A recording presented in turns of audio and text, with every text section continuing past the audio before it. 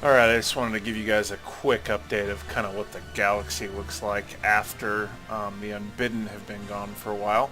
Once I closed the portal, the Utopian mod portal and Vulpus Scientia were still really struggling to deal with the Unbidden fleets. There's about 200k worth of, or actually closer to 300k worth of fleets that were still out there and were smashing systems.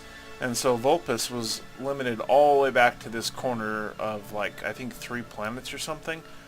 So what I did is I built a frontier outpost and then a huge daisy chain of defensive stations to help protect this area in general. Seemed like this is where the Unbidden fleets were kind of spawning in because they had that warp drive technology, but they seemed to like to spawn in right here and then go that way. Anyway, it actually worked really well. I didn't trap the Unbidden fleets into attacking my Flower Petal of Doom, but it kept them from attacking it. So anyways, I decided to give the Space Foxes a huge helicopter payment of, I think it was something like 200 minerals a month and 100 energy credits a month. And then that allowed them to kind of expand all the way around, like you can see pretty much everywhere.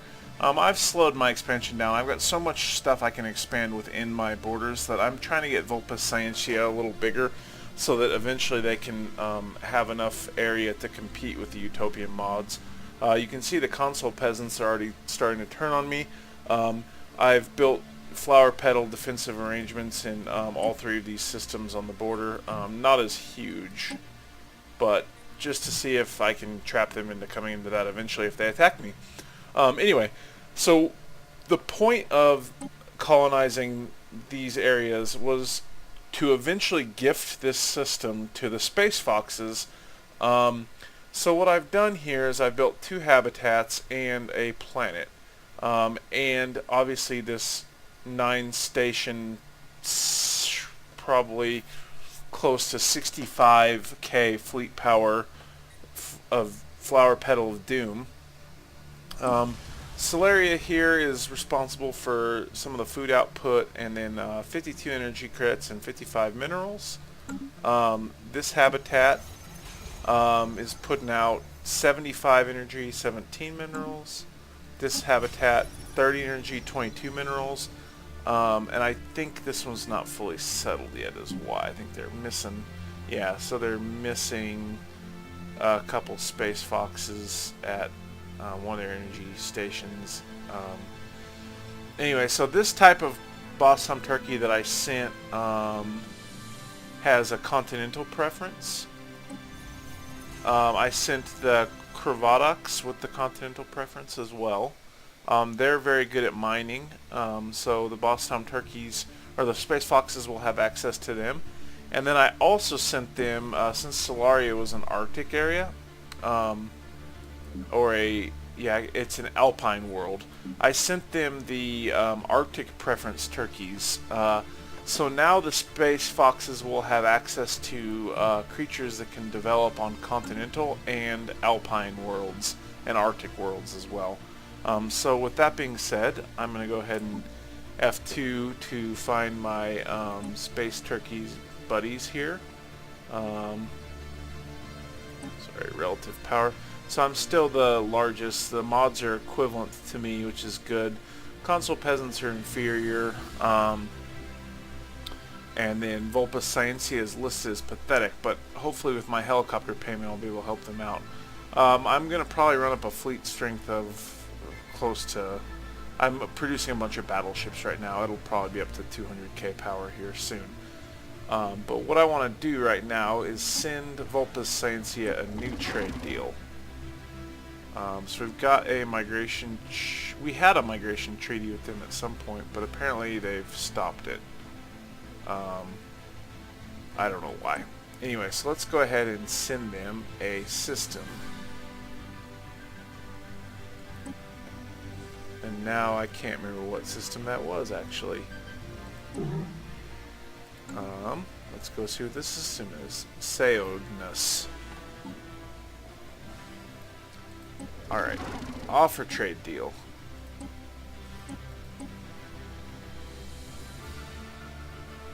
Alright. where is it? There it is. So, you know, they should be a lot happier about that, but hopefully it will help them grow going forward.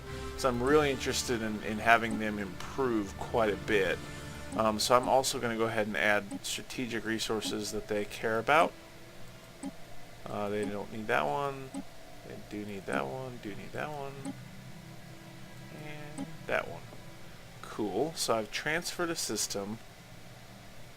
Given them a monthly transfer of 200 mineral credits. And I'm going to give them a monthly transfer of... They don't care about energy, so... yeah. Anyway, so I'm going to give them a monthly transfer of 200 mineral credits. All these different strategic elements, and then that huge system which is putting out like hundreds of energy credits and about probably 70 minerals and hundreds of energy credits. So we'll go ahead and confirm that. Let's see here, they should accept it right pretty soon here. Hopefully, and then it'll disappear from my system.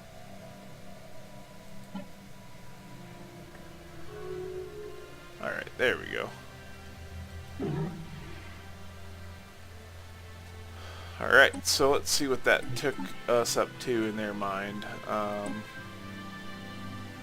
So we've got the full 100 plus favorable trade deal. That's about the cap of it. They don't like me because of border friction, which is odd. That one would think that should drop away, because I no longer have border friction with them. I don't think I shouldn't.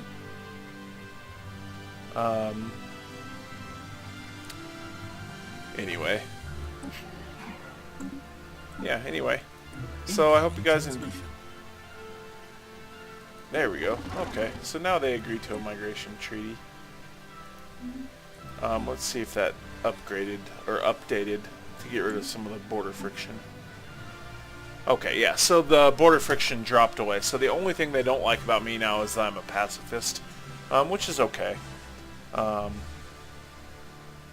We've got other good pacts with them, so I'll get more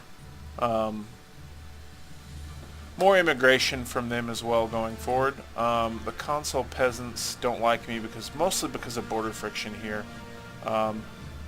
Ironically, their opinion of me, they don't have any other real reason to not like me. Apparently my turkeys have been terror bombing the Utopian mod cartel. The console peasantry just doesn't like me because of the border friction and because I've reduced some of their positive stuff. Haven't really done anything positive for them recently. So the Synthetic Empire popped up as an offshoot from the Space Foxes. So this is a fully synth population. They don't seem very happy, unfortunately. Oh, it's currently occupied by the console peasantry. So the console peasantry is apparently trying to take it over. Anyway, that's kind of the state of the galaxy post Unbidden. So now it's going to be a bit of a race. I'll probably let the Space Foxes, I might grab up a couple more of these and then bump into the Space Foxes in this area. But I wanted to leave them a little room to expand, frankly, so that they compete with the other two empires. And then I'll probably fill in this big area later. I'm expanded as... You know, I'll go ahead and say I'm expanded as far north as I want to be. I grabbed up a couple big blocks of ground here that have a lot of colonizable worlds, and some good strategic areas up here. I think this one's got several colonizable planets. So from here on out, I'll just focus on filling in this area. I've built my second ring world. Here's where we're at with it. Ring section D is currently being constructed. Habitable section C, you can see I've got a little bit of settlement going on, but I'm basically building a bunch of stuff. Habitable section A is they have built buildings faster than they've inhabited it. Habitable section B, also built a bunch of buildings faster than they've inhabited it. So it's coming along. I just need more pops, and probably will benefit greatly from that immigration treaty. But the first ring world that I built, the Ring of Turkeys, has actually worked out pretty well. Ringtopia, producing 154 minerals, 6 food, negative energy. This should about make up for the energy loss. 147 minerals, negative energy here, but I should have positive energy in Ringtopia B. So I'm trying to get this whole ring balanced out, energy, producing as much minerals as I can without running a food or energy deficit, so that I can just sector it off and have it be self-sufficient. Since it still has a bit of an energy deficit, what I might do is pair it with Yawn, because with Yawn I've got all these habitats that are producing a ton of energy. So when I go ahead and sector it off, I'll lose a lot of credits total, but it's okay. I've got too much that I can't even really handle right now. But these Yawn habitats are all producing just an incredible amount of energy, and then Yawn Prime is producing a ton of minerals, and then also making up the food difference for those habitats, which are, I think, both at like -5 or -6 or something. Yeah. So again, I'm trying to just play a little house rules here, trying to keep the systems at least balanced. And then my next sector that has this ring is going to pair with the habitats that are in Runa. And I've got a bunch of habitats, and these ones were more science focused, but they're also producing a bunch of energy as well. So I kind of went with the science focus on these habitats. So anyway, hope you guys enjoyed the overview of where my galaxy is at this point. I'm solidly in the end game now.